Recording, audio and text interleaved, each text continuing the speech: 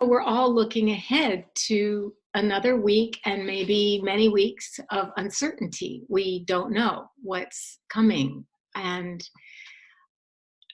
millions of people have already applied for unemployment, and millions of people are actually facing food insecurity and housing insecurity and economic insecurity. And everywhere it's being said, we're in this together, we're in this together.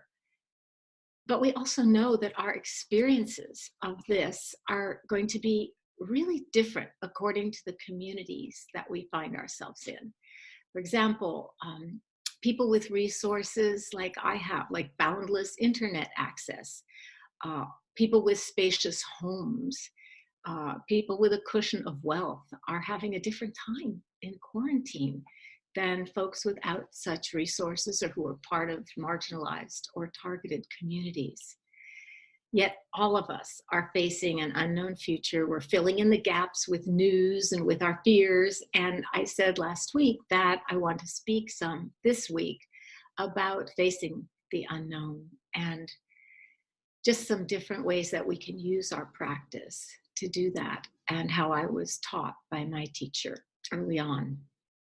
There's always a kind of hairline fracture in our known world. The Buddha called it dukkha, the fundamental existential insecurity of life, where things are always changing and we are mortal and we know it. And now, though, one teeny tiny microscopic virus has pried open that little fracture crack into what looks like a kind of huge chasm of uncertainty. I got curious about the virus, like, how do you understand how big it really is? And I tuned into a video at the Exploratorium, which showed, it was a great illustration. It showed a human hair magnified 4,000 times, which made it 1 foot wide.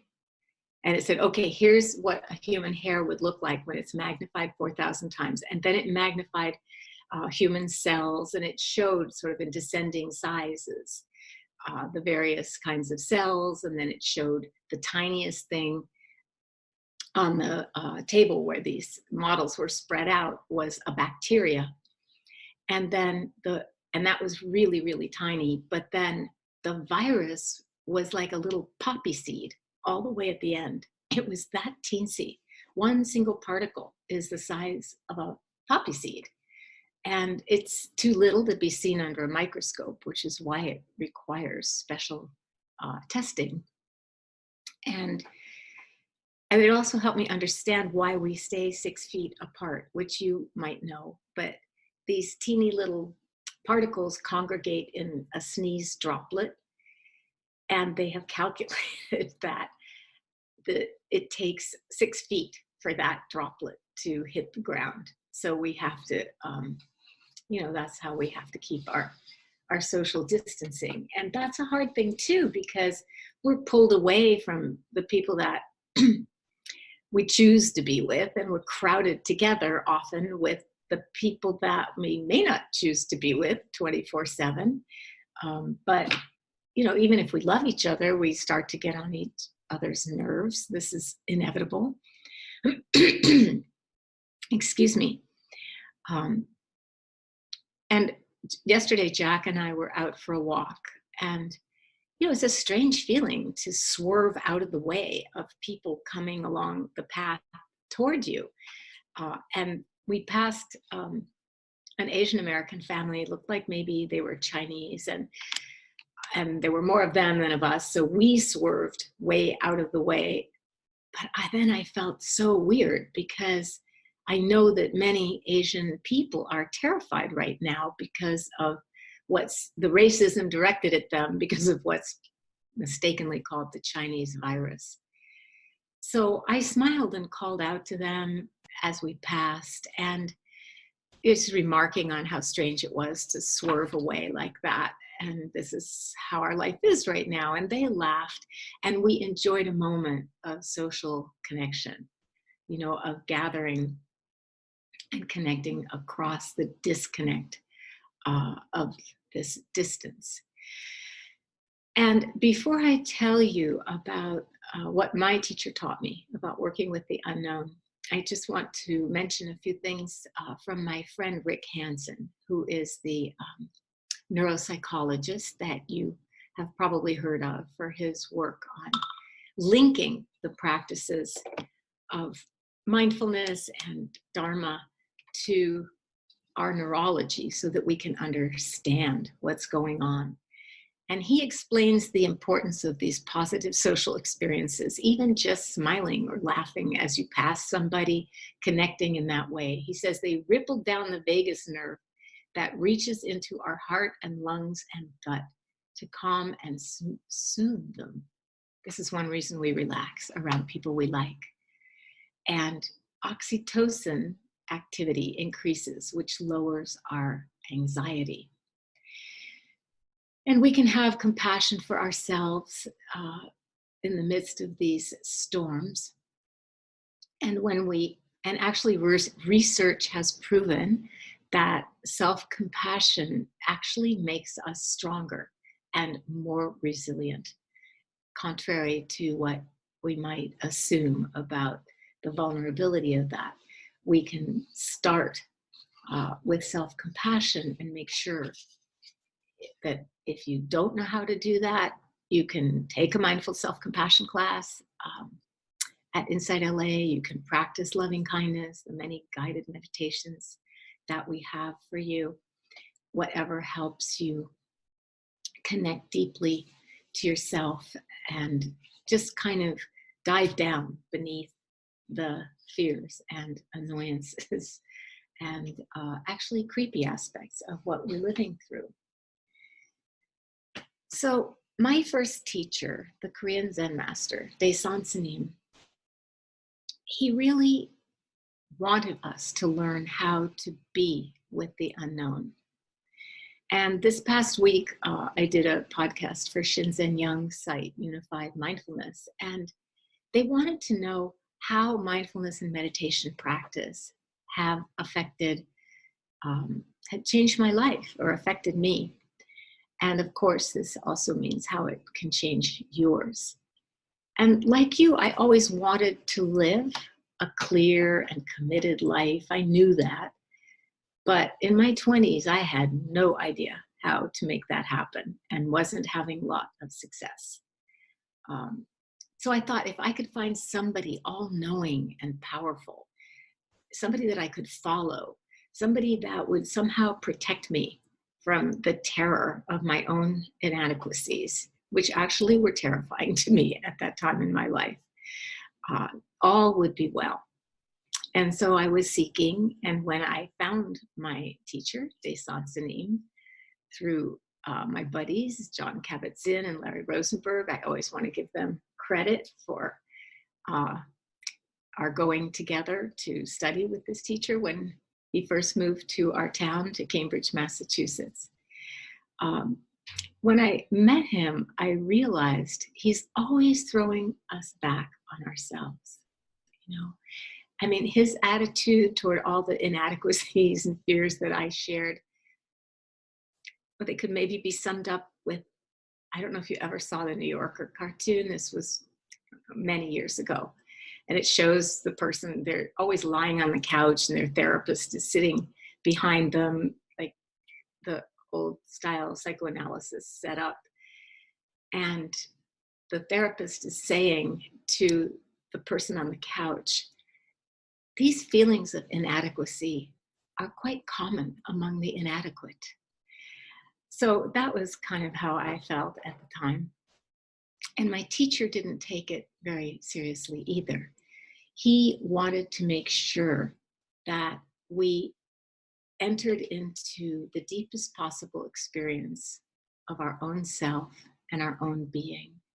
And he taught us a practice of inquiry, a koan practice, where we were to hold this question, what am I, in our minds, and that was our meditation instruction. It's very similar to the meditation instruction of the great Indian saint and sage, Ramana Maharshi. Ramana taught that he taught self-inquiry by, you would ask yourself, who am I? Not what am I, but they're very similar questions, who am I and what am I? Because each of the questions deal with our thoughts as they arise. But who is thinking this thought? What is this? And that inquiry, that looking into it, it drops underneath the thinking process and connects us with something that is greater. And as we practice like this more and more, the mind actually begins to return to its source, to the unknown, to the mystery of being, and little by little learns to adopt a more global and universal perspective.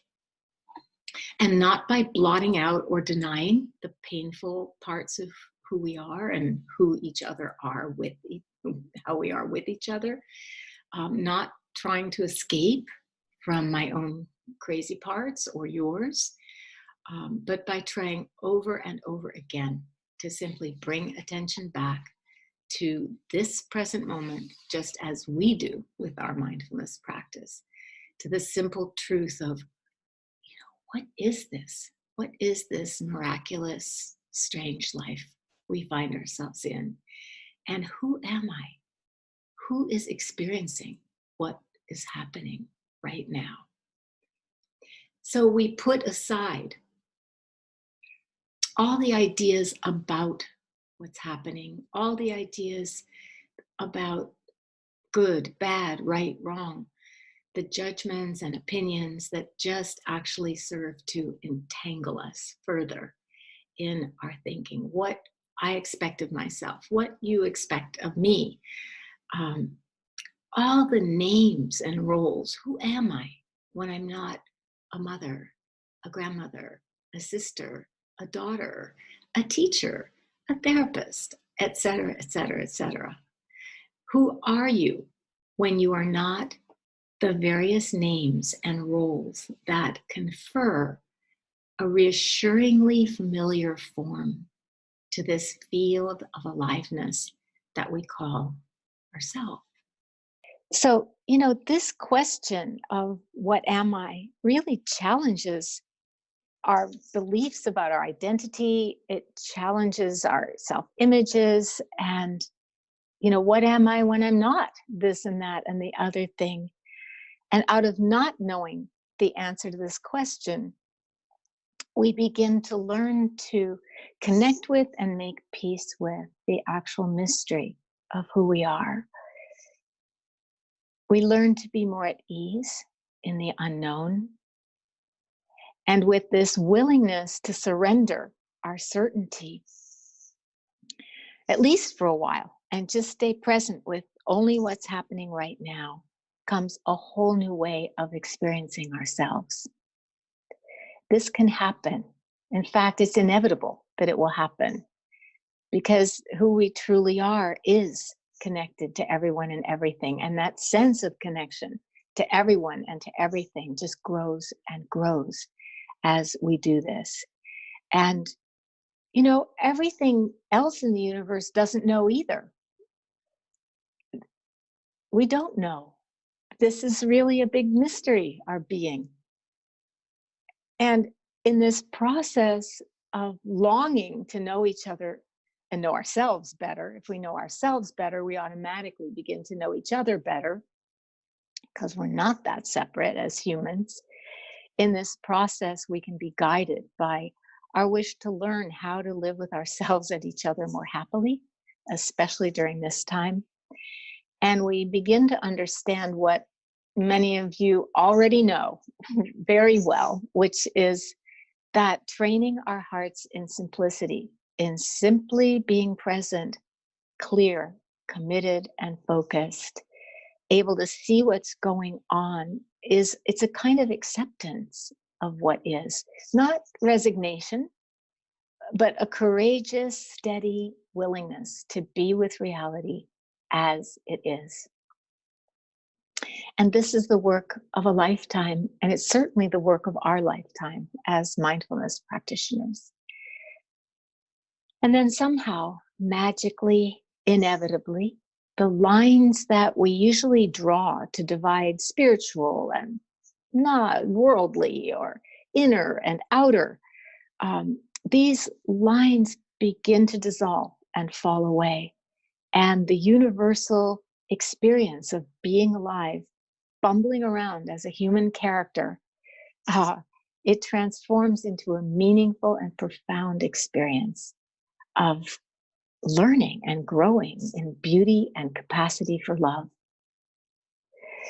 And there's insight into our fundamental oneness and the wisdom to understand this this essential dreamlike nature of our existence. It may feel all too real and concrete right now, and that's the truth too. But there's more to it than meets the eye. There's more to it than our thinking mind can ever figure out or realize.